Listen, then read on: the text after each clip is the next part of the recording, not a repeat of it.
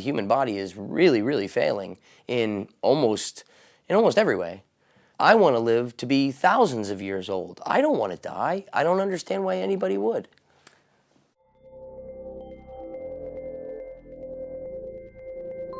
Hacker dringen inzwischen nicht nur in Kommunikationssysteme, sondern auch in unsere Körper ein. Unabhängig von der etablierten Medizin arbeiten Biohacker daran, die Grenzen der Evolution zu überwinden. Ich bin in Essen, um den Biohacker Tim kennenzutreffen. Tim wird hier einen Chip in seinen Unterarm implantiert bekommen, der ihm erlaubt, seine eigenen biometrischen Daten aufzuzeichnen und zu übertragen. Ich möchte herausfinden, ob diese Technologie uns einer Zeit näher bringt, in der jeder ein Cyborg sein kann. My name's Tim Cannon. I'm with a company called Grindhouse Wetware. We do biohacking, essentially. We build devices that are meant to integrate with the human body. We basically focus on the merging of man and machine in a kind of a DIY context. So this is the Circadia. It's somewhat large. Once this chip is implanted, what are you going to do with it? Simply because it simply currently reads my temperature data, I'm basically going to use that to determine if there are certain things that are causing my temperature to fall or rise. Also, I'm probably going to set it up so that it'll send me a text message if it thinks I'm getting a fever. We'll turn on the light on low, and that'll go. As you can see here, we have rates for various signals and where they're being read from. And this can work on any Android system, so I could get that on my phone and walk past you and hack your arm. That's absolutely right. You know, and a lot of people tend to ask me, aren't you afraid of that?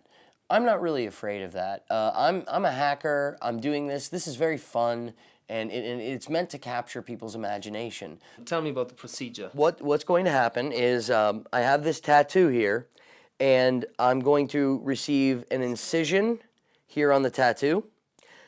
My skin will be lifted and separated away from its fatty tissues, and the device will be inserted into the pocket that is created, and then it will be sutured shut. Isn't that gonna hurt like hell?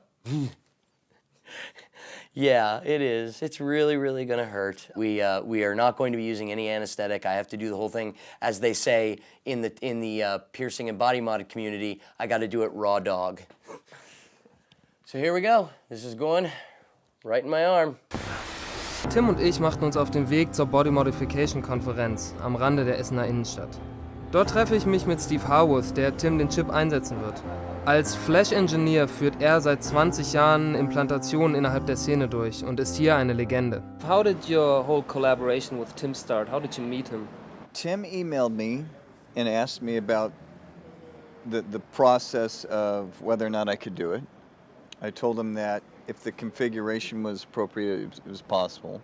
We went and had dinner, discussed it, and then about 4 months, 5 months later, he sent me his first prototype. Doctors don't do what I do. In the United States, the American Medical Association says modifying the body away from what society considers normal or pleasing, because to some people, breasts out to here are pleasing, for a doctor to do that, he'd lose his license. This is the first non-medical computer device ever produced.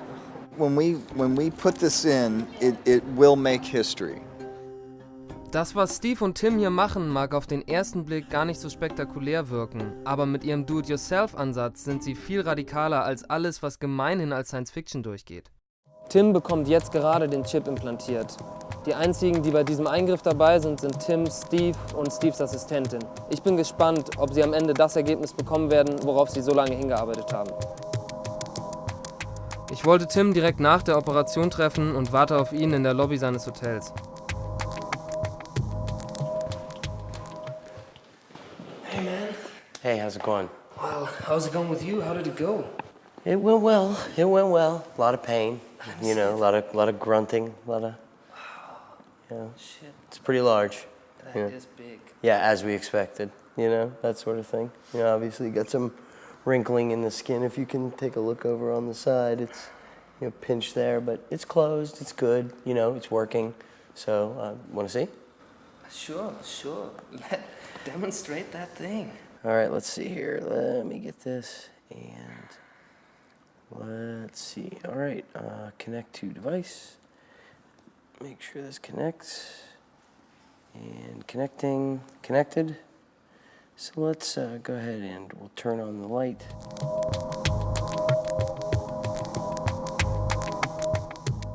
Can you show me the transmitting of the data? Is Yeah. that via Bluetooth, right? Yeah, absolutely. So let me reconnect.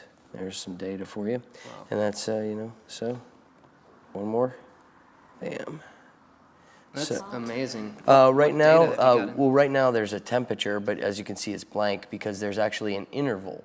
So every so many minutes, it'll turn on the temperature sensor. Now this actually conserves the battery. So it's temperature over time, Okay, right. which is kind of cool, because then you can kind of graph it and chart it and do whatever you want there. But man, you seem fairly lively. How did the procedure go? Aren't you exhausted? I'm completely exhausted, but then also filled with adrenaline and filled with excitement. So you can imagine my body's completely in recovery mode because as far as my body knows, basically I just got stabbed many times and I was just in some kind of like medieval battle, you know what I mean, like for my body. So my body's immediately kicked into like, trauma mode. Do you feel one step closer to being that full cyborg? Yeah, just one tiny step closer. Yep, absolutely. And happy to be there. Leute wie Tim sehen die experimentelle Beschleunigung der menschlichen Evolution als eine Do-it-yourself-Aufgabe. Im Angesicht der zunehmenden Verdatung und Vermessung unserer Gesellschaft bleibt aber die Frage, wer überhaupt darüber bestimmen wird, was ein Körper kann und was die menschliche Existenz sein wird.